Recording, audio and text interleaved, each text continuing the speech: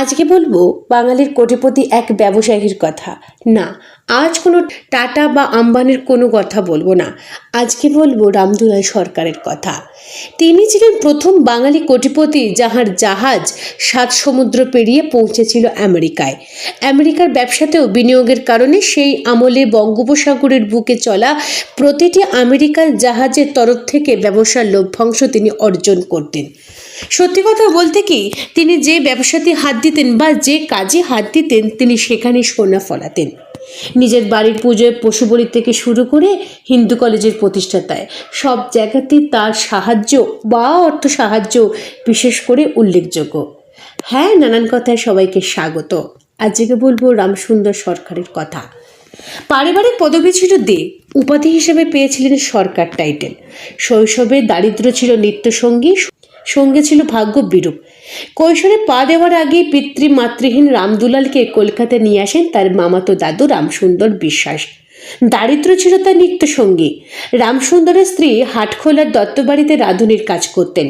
তারই সূত্রে মদনমোহন দত্তের কাছে প্রতিপালিত হন রামদুলাল। লেখাপড়াও শেখেন তারই বদান্যতায়, হয়ে ওঠেন দক্ষ লিপিকর। এরপর 5 টাকা বেতনের বিনিময়ে মদনমোহন দত্তের কাছারিতে হিসাবরক্ষক পদে তিনি যুক্ত হন। সামান্য বেতনের টাকা জমিয়ে দাদুকে সাহায্য করতেন। তার দক্ষতা ও অধ্যাবসায় ধীরে ধীরে তাকে উন্নতির পথে এগিয়ে নিয়ে যায়। হন তিনি মোহরে। কিছুদিনের মধ্যে মদনমোহন দত্ত তাকে 14,000 টাকা দিয়ে তুলো অ্যান্ড কং কোম্পানিতে একটি নিলামে পাঠান। কিন্তু এমনই ভাগ্যের পরিহাস, সেখানে সময়ের মতন ঠিকভাবে উপস্থিত হতে না পারায় তিনি মনমরা হয়ে পথে পথে ঘুরছেন। ঘুরতে ঘুরতে গঙ্গায় মোহনায় তিনি লক্ষ্য করেন একটি পণ্যবাহী জাহাজ ঘাটের কাছে নিলাম হচ্ছে। সেই নিলামে তিনি যোগ দিয়ে 1,14,000 টাকায় সেই জাহাজ তিনি বিক্রি করে দেন এক ইংরেজ সাহেবকে।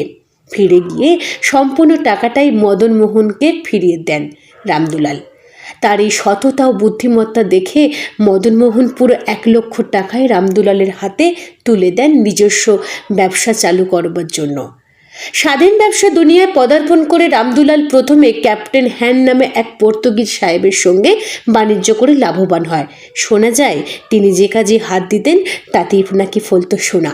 তীক্ষ্ণ ব্যবসায়ী বুদ্ধি, মেধা আর দর কষাকষির দক্ষতার কারণেই ক্রমেই ব্যবসার জগতে তার প্রভাব বিস্তার তিনি করছিলেন। ইংরেজ বণিকের বদলে তিনি আমেরিকার বণিকদের সঙ্গে ব্যবসায়িক সম্পর্ক স্থাপন করেন। সালটা 1795।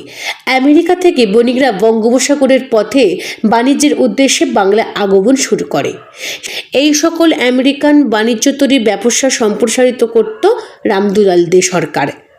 আমেরিকার ব্যবসাতে বিনিয়োগের কারণে বঙ্গোপসাগরের বুকে চলা প্রতিটি জাহাজ থেকে তিনি লভ্যাংশ অর্জন করতেন। সাল 1800 কলকাতার বন্দরে আসা সকল জাহাজই রামদুলালকে তাহার স্থানীয় প্রতিনিধি হিসেবে নিযুক্ত করেন। 1800 সালে তিনি কলকাতায় নিজস্ব ক্লিয়ারিং ও ফরওয়ার্ডিং এজেন্সি প্রতিষ্ঠা করেন। কলকাতা বন্দর থেকে মার্কিন মুলুকে রামদুলালের 4টি জাহাজ চলাচল করত। সেই জাহাজগুলির নাম ছিল কমলা, বিমলা, ডেভিড ক্লার্ক এবং রামদুলাল। বাঙালিদের মধ্যে তিনি সর্বপ্রথম নিজের জাহাজ নিয়ে পশ্চিম গোলার্ধে বা আমেরিকায় নৌবাণিজ্য পরিচালনা করতেন এবং তিনি ছিলেন প্রথম ভারতীয় যিনি কলকাতায় পাশ্চাত্য পদ্ধতিতে ব্যবসা করা শুরু করেন। কেবলমাত্র ব্যবসাতেই তিনি থেমে থাকেননি, বিভিন্ন সামাজিক কর্মকাণ্ডের সঙ্গে যুক্ত ছিলেন রামদুলাল সরকার। হিন্দু কলেজের প্রতিষ্ঠাতায় তিনি যেমন অকাতরে অর্থ সাহায্য করেছেন, সুদূর আয়ারল্যান্ডে বন্যায় সাহায্য করেছেন।